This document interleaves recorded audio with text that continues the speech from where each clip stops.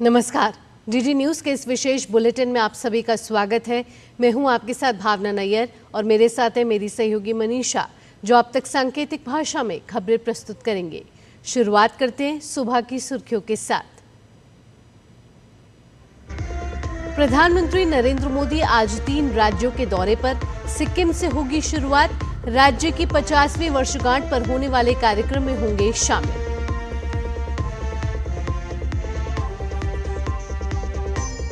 पश्चिम बंगाल और बिहार में आज हजारों करोड़ रुपए की विकास परियोजनाओं की शुरुआत करेंगे प्रधानमंत्री मोदी।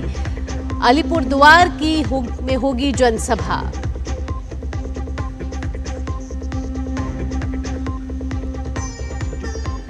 गृह मंत्री अमित शाह आज से 2 दिन के जम्मू कश्मीर के दौरे पर। सुरक्षा स्थिति की समीक्षा के अलावा पाकिस्तानी गोलीबारी से प्रभावित लोगों से करेंगे मुलाकात।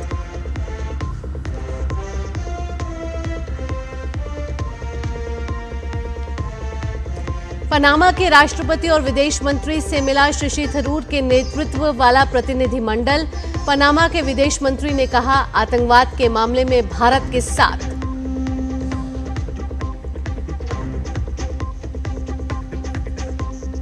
और आईपीएल का पहला क्वालिफायर मुकाबला आज। पंजाब किंग्स और आरसीबी में होगी भिड़ंत। अपने पहले आईपीएल खिताब की तलाश में दोनों टीम।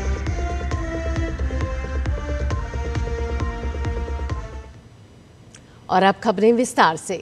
प्रधानमंत्री नरेंद्र मोदी आज सिक्किम, पश्चिम बंगाल, बिहार की यात्रा करेंगे। उनकी यात्रा की शुरुआत सिक्किम से होगी। राज्य के 50 वर्ष पूरे होने के उपलक्ष्य में प्रधानमंत्री सिक्किम एट 50, जहां प्रगति उद्देश्य से मिलती है और प्रकृति विकास को बढ़ावा देती है, कार्यक्रम में भाग लेंगे। राज्य सरकार ने सिक्किम की सांस्कृतिक समृद्धि, परंपरा और प्राकृतिक वैभव का उत्सव मनाने के लिए सुनोलू समृद्ध एवं समर्थ सिक्किम थीम के अंतर्गत साल भर चलने वाले कई कार्यक्रमों की योजना बनाई है। प्रधानमंत्री सिक्किम में कई विकास परियोजनाओं का शिलान्यास और उद्घाटन भी करेंगे। इन परियोजनाओं में नामची जिले में 750 करोड़ रुपए से अधिक की लागत से 500 बिस्तरों वाला जिला अस्पताल, गयालशिंग जिले के पेलिंग में सांगाचोलिंग में यात्री रोपवे, गैंगटॉक जिले में सांगखोला में अटल अमृत उद्यान में भारत रत्न अटल बिहारी वाजपेयी जी की प्रतिमा आदि शामिल हैं। प्रधानमंत्री राज्य स्थापना के 50 वर्ष पूरे होने के उपलक्ष्य में स्मारक सिक्का, स्मारिका सिक्का और डाक टिकट भी जारी करेंगे।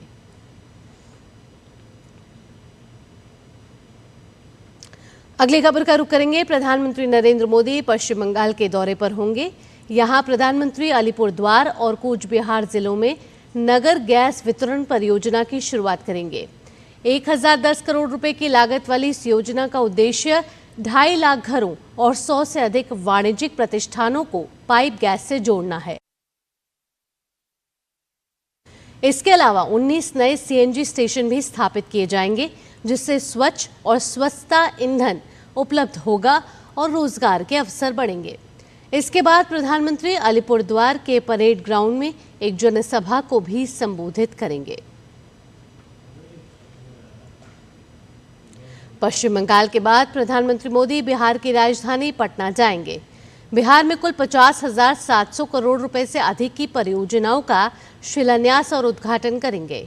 बिहटा में अंतर्राष्ट्रीय एयरपोर्ट के टर्मिनल भवन निर्माण का शिलान्यास करेंगे। इसके अलावा पटना एयरपोर्ट के नए टर्मिनल भवन का लोकार्पण करेंगे। साथ ही एनटीपीसी के फेज 2 के तहत 800 मेगावाट की 3 बिजली इकाई का शिलान्यास करेंगे, जिसकी लागत 29,930 करोड़ रुपए है। कांग्रेस सांसद शशि थरूर के नेतृत्व में प्रतिनिधिमंडल ने पनामा के राष्ट्रपति जोस राउल मुलिनो से मुलाकात की। पनामा के राष्ट्रपति के साथ ये मुलाकात पाकिस्तान प्रायोजित आतंकवाद के खिलाफ भारत के दृढ़ रुख को व्यक्त करते हुए इन प्रयासों के तहत हुई है। इससे पहले दिन में प्रतिनिधिमंडल ने पनामा के विदेश मंत्री जेवियर मार्टिनेज आचा से मुलाकात की और उन्हें ऑपरेशन सिंदूर में मारे गए संयुक्त राष्ट्र द्वारा नामित आतंकवादियों के अंतिम संस्कार में शामिल पाकिस्तानी सेना के अधिकारियों की तस्वीरें दिखाईं। पनामा के विदेश मंत्री जेवियर मार्टिनेज आचा ने आतंकवाद के मामले में पनामा भारत के साथ खड़ा है, इसकी प्रतिबद्धता दिखाई। वहीं शशि थरूर ने कहा कि पनामा के विदेश मंत्री ने आतंकवाद पर हमारे संदेश को खुले दिल से स्वीकार किया। इसके अलावा उन्होंने भविष्य में भारत पनामा के बीच घनिष्ठ सहयोग के लिए अनेक अवसरों का उल्लेख किया, विशेष रूप से प्रौद्योगिकी, शिक्षा, फार्मास्यूटिकल्स और भविष्य के सहयोग के अनेक क्षेत्रों में जो हमारे देशों के बीच घनिष्ठ संबंधों के लिए मंत्री महोदय और उनकी सरकार की प्रतिबद्धता को दर्शाता है।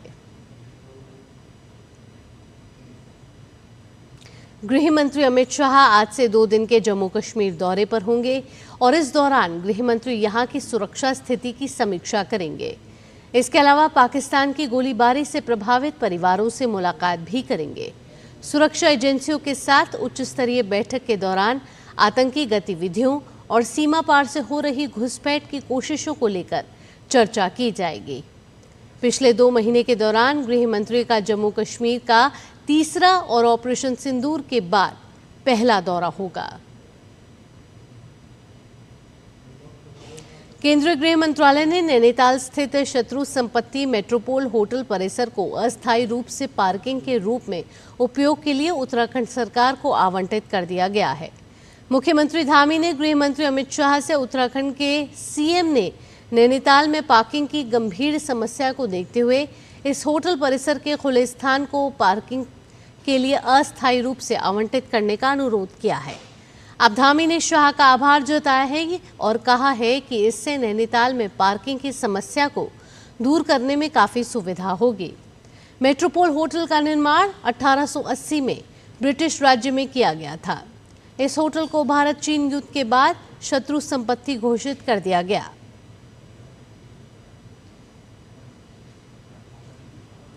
नाविका सागर परिक्रमा 2 की 2 साहसी महिला नौसेना अधिकारी लेफ्टिनेंट कमांडर रूपा ए और लेफ्टिनेंट कमांडर दिलना के ने समूचे विश्व की नौकायन यात्रा को सफलतापूर्वक पूरा करने के बाद ये दोनों अधिकारी आज गोवा तट पर वापस लौटेंगे।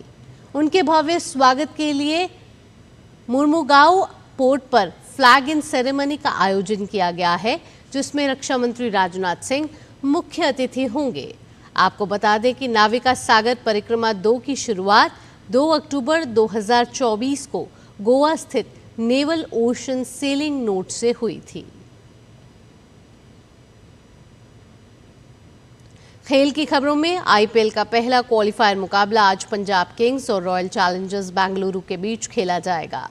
ये मुकाबला महाराजा यादवेंद्र सिंह अंतर्राष्ट्रीय क्रिकेट स्टेडियम मल्लापुर में शाम 7:30 बजे से खेला जाएगा। इस मैच में जीत हासिल कर दोनों टीम फाइनल में सीधी जगह बनाने की कोशिश करेंगी। रॉयल चैलेंजर्स बेंगलुरु और पंजाब किंग्स के बीच आईपीएल इतिहास में अब तक 35 मुकाबले खेले गए हैं। इसमें पंजाब किंग्स को 18 और रॉयल चैलेंजर्स बेंगलुरु को 17 मैचों में जीत मिली है। सात्विक साईराज रंकीरेड्डी और चिराग शेट्टी की भारत की शीर्ष पुरुष युगल जोड़ी ने बुधवार को Singapore open super 750 badminton tournament में जीत के साथ वापसी की, जबकि लक्ष्य सेन को निराशा हाथ लगी और उन्हें पीठ के निचले हिस्से में दर्द के होने के कारण शुरुआती दौर के मुकाबले के बीच में ही मैच छोड़ना पड़ा। चिराग की पीठ की चोट के कारण मार्च में ऑल इंग्लैंड ओपन से हटने के बाद ये जोड़ी पहली बार कोर्ट पर उतरी थी, लेकिन उन्होंने शानदार खेल का प्रदर्शन किया और मलेशिया के चूंग होन जियान और मोहम्मद हाइकाल को केवल 40 मिनट के अंदर 21-16, 21-13 से हरा दिया। इसी के साथ इस विशेष बुलेटिन में इतना ही। मुझे और मेरी सहयोगी मनीषा के साथ फिलहाल के लिए टीम को दीजिए अनुमति। खबरों का सिलसिला यूं ही जारी रहेगा। नमस्कार।